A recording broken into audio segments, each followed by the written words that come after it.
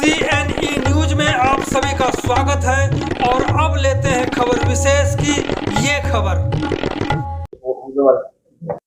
ये ऐसा है, आज की जो मीटिंग बुलाएगी, पानी का मुद्दा आपने देखा कई मंचों से गर्म हो चुका है, हर कोई प्रेस कॉन्फ्रेंस कर रहा है, ऐसे कैसे हो सकता है। तो मुझे बताया कि अभी 24/7 के लिए हम एक कर चुके हैं, टेंडर कॉल कर चुके हैं या एग्रीमेंट साइन कर चुके हैं।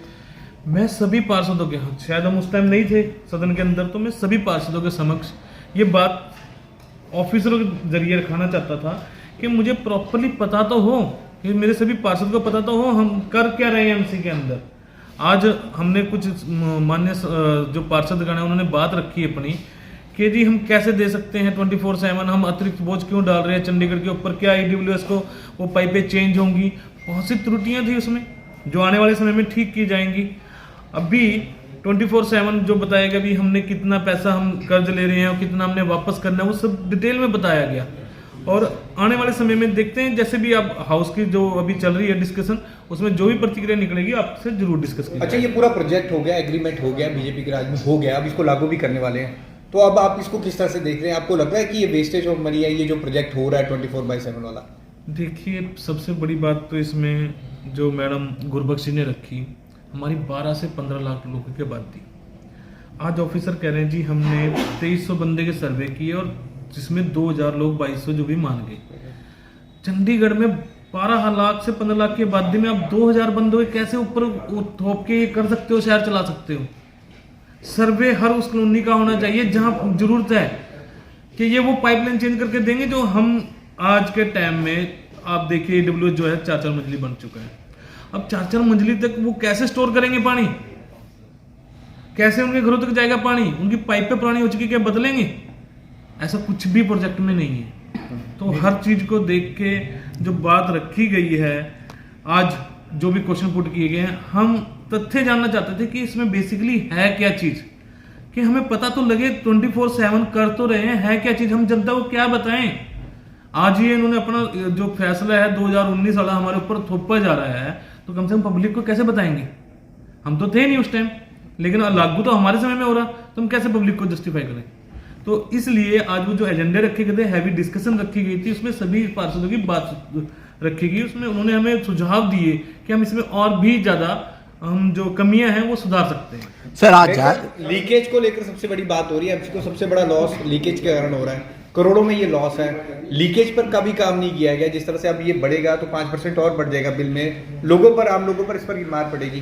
देखिए, ऐसा है ना, लीकेज हो गया या कोई भी काम हो गया, जब कोई बंदा काम करने की मंशा से आएगा तो वो अपना हर तरफ से जो है उसे गाइड करेगा, उसे बुलेट प्रूफ बना लेगा एक तरह से। पिछले 8 सालों से किसी ने इस पे काम ही नहीं किया। अगर 8 सालों से लीकेज पे काम किया जाता तो आज हमारी लीकेज बहुत कम होती। पिछले 8 सालों से काम क्यों नहीं किया गया? उस टाइम क्या लीकेज नहीं थी? उस टाइम भी थी। क्यों नहीं ऑफिसरों को गाइडलाइंस किया कि भाई देखिए ऐसा है, हम 2 टाइम तो पानी दे रहे हैं लेकिन लीकेज तो बंद करें? नहीं की। तो लीकेज भी बंद करवाएंगे और काम करने की मंशा से आए हैं, सेवा करने की मंशा से आए हैं। और आप सभी मीडिया बंधुओं का बहुत बहुत धन्यवाद। मेयर साहब, एक लास्ट सवाल है। मेयर साहब, मीटिंग ਦੇ ਵਿੱਚ ਵਿਚਾਰ ਜਾਣੀ ਕਿ ਤੁਹਾਡਾ ਹੈਗਾ ਮੇਅਰ ਉਹਦੇ ਬਾਰੇ ਦੱਸੋ ਜਰਾ ਪੰਜਵਾਂ ਏਜੰਡਾ ਜਿਹੜਾ ਹੈ। देखिए, ऐसा है जो हमारा मेयर साहब कैमरे की तरफ, 5वां एजेंडा जो है, 5वां एजेंडा मेयर आपके द्वार। कल ही मैं आपके माध्यम से सुन रहा था कि मैडम कह रहे हैं कि मेरा जो आइडिया इन्होंने चुरा लिया, सांसद मेरा द्वार। क्या कोई मीडिया साथी मुझे बता सकता है कि मैडम कभी गए हैं ऐसे दरबार लगाने? गए हों तो मुझे बता दे कि चलो मैं मान लेता हूँ कि मैं चुरा लेता हूँ, चलो नकल करने के लिए भी अक्ल होनी चाहिए। लेकिन ये आइडिया किसी की उपज नहीं थी। एक गरीब घर से बच्चा पढ़ा हूँ, मुझे पता है कि कॉलोनी में कितने दिखते हैं, और जब कॉलोनी में दिखते हैं तो मैंने अपना खुद का आइडियोलॉजी लगाया कि मैं कैसे उन लोगों तक टच हूँ, कि उन लोगों तक कैसे समस्या सुलझाऊं, कि जो लोगों की छोटी छोटी समस्या है। अब समस्याएं क्या होती हैं लोगों की? कोई कोठी बंगले तो बनवाने नहीं, किसी के 4 टाइलें खराब हैं, किसी के घर की बाहर जो स्ट्रीट लाइट है वो नहीं जल रही, किसी की मेन वायर में शॉर्ट है वो ठीक कराना। ऐसी छोटी छोटी प्रॉब्लम है उनकी, बहुत बड़ी प्रॉब्लम नहीं होती। उसके लिए भी हमारे अफसर ना चक्कर पे चक्कर कटा देते हैं। वो चक्कर खत्म करने हैं, इसलिए वो स्टाफ मांगा गया है कि मेरे नोटेड में होना चाहिए कि कब और कैसे और कहां किस में क्या प्रॉब्लम थी, उसे ठीक किया जाएगा।